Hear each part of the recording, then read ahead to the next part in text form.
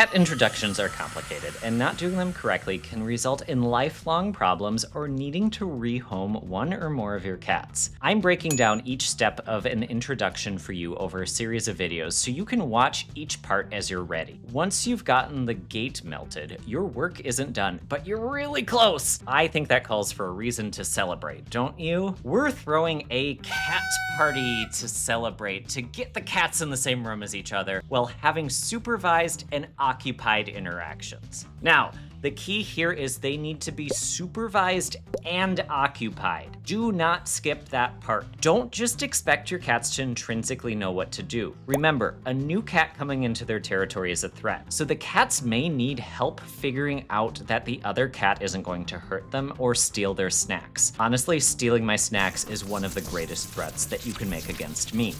This part requires supplies and preparation, much like any good party. You need a large flattened cardboard box to break up a fight if needed, the cats' favorite toys, potentially some sort of catnip, silvervine, or valerian root if neither cat has an aggressive reaction towards them, a clicker and treats for clicker training, boxes and cat beds, and ideally another person to help you with this. If you're doing this solo like I did when I introduced Poutine and Prozac, it's still possible, so I'll talk about that a little bit at the end of the video. Pick a room that's neutral for the cats for this to happen in if you can. If you can't, we're doing our best for this part. The cat should not have had any bad associations with the room, and it should be a room that you can easily separate the cats if needed. Again, if that isn't possible, do your best. Most architects don't design homes for cat introductions, unfortunately, or else there would be a lot less hallways and stairs. More on why I hate hallways and stairs later. The room should have cat towers and places for the cat to climb, but don't let one cat corner the other cat under a couch, bed, or anywhere else. Block off any nooks that could result in a disaster. At the same time,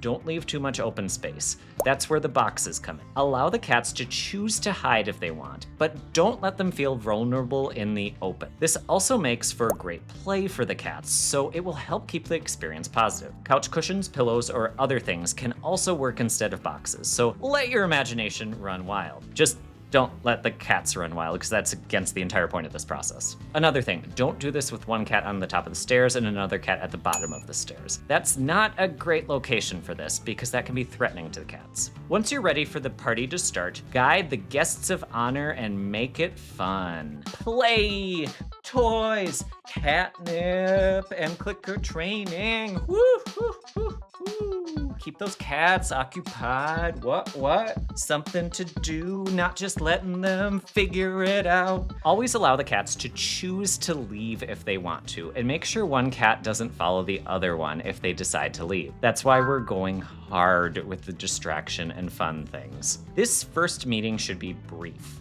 How brief, you might ask? That really depends on your cats, but shorter than what you think the cats can handle. Remember in the last video when I said you always want to stop early? That still applies here. 1 to 2 minutes isn't unreasonable. Now, one thing you aren't bringing to this party, a playpen or harness. You don't want the cats to feel trapped or restrained. If you're not sure that the cat can be in the same room as the other cat without a harness or playpen, they're not ready for this step. I've repeated that so many times throughout this series. Please, please, please, don't ignore it. You may need to do additional work to get them ready to be in the same space as the other cat. Nothing wrong with that, as it's better than having to redo this. The cats don't actually learn anything from a harness or playpen, and I rarely see them actually be successful. Keep in mind that by actually help, I don't mean that they won't stop the cat in the moment from running at the other cat. People just don't progress past that. That's not really what you're going for. You're going for the cats being in the same room as each other without restraint and able to be around each other and tolerate each other. That's not gonna happen with a playpen or harness. Back to the fun part.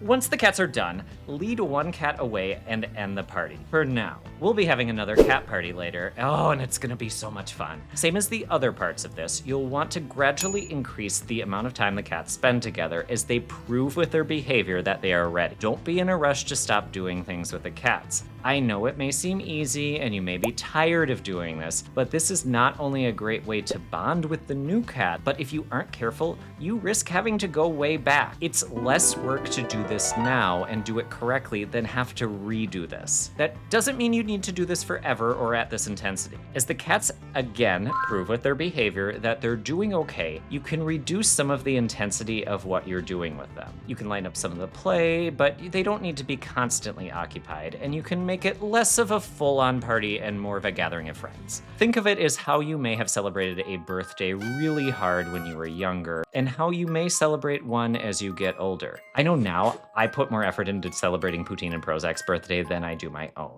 Not that I'm old. A few pointers for this part that will prevent you from making mistakes. For play, it's totally normal for cats to lose interest in a particular toy after a few minutes. Your goal also isn't to get the cats to be as close to each other as possible. Your goal is to have them have positive or neutral experiences, and if they choose to be closer to each other, they can eventually. Use one wand toy per cat. If they have one toy they both love, double fist it. That's what I did for Poutine and Prozac's introduction. I double fisted the cat dancer. It became kind of a calisthenic workout where I held them as far apart as possible and just kind of bounced them like this, up and down, up and down, up and down, up and down. And my two boys just played and played and played and did not care about each other, because why would they? The cat dancer is there.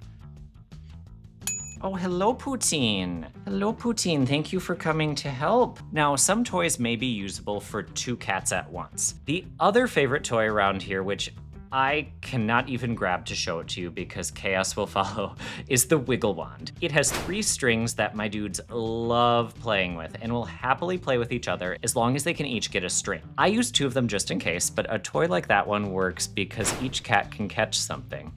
Don't force your cats to share in an attempt to bond, as a huge part of how cats live in groups is related to the availability of resources. You want the cats to think there are plenty of resources for them. I said this earlier, but it's important. If the cats walk away from each other, that is fine. Let them walk away if they want. End the party before someone vomits in the toilet and you need to call the paramedics.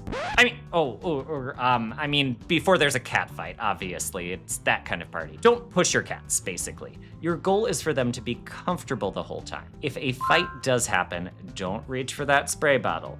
Get something solid like a cardboard box, couch cushion, cutting board, self-healing cutting mat. You hopefully get the idea. Stick it between the cats. And if needed, try to pry them apart. That is less than ideal, but it separates the cats, stops the fight, and stops them from seeing each other. They're safer because there is a physical barrier between them. Stunning them with water might stun them, but then they're gonna be really, really aroused and they may aggress worse towards each other. Plus, it lacks the physical barrier of a solid object, and it may worsen their relationship. If they're fighting, that's already a sign that the relationship isn't spectacular. If things get really bad, an empty laundry basket can work, as can a blanket. I don't love the idea of these though, because the cats will feel trapped and it may damage the intro process, but it still has a physical barrier component. Never use your hands or body to separate the cats. Cat bites are a huge infection risk, and if you do get bitten, you need to seek immediate medical attention. The cats should be separated, and you probably want to call in a professional help at that point. One thing I want to address too, because I hear it frequently. People often say they don't have a choice but to spray the cats or do something else instead of using a cardboard box or another barrier. Honestly, in most cases, they don't really try to move the box around enough or use a larger box or just try something different. You might need to do the same thing, but in a different way, or do it better depending on your cats. And really,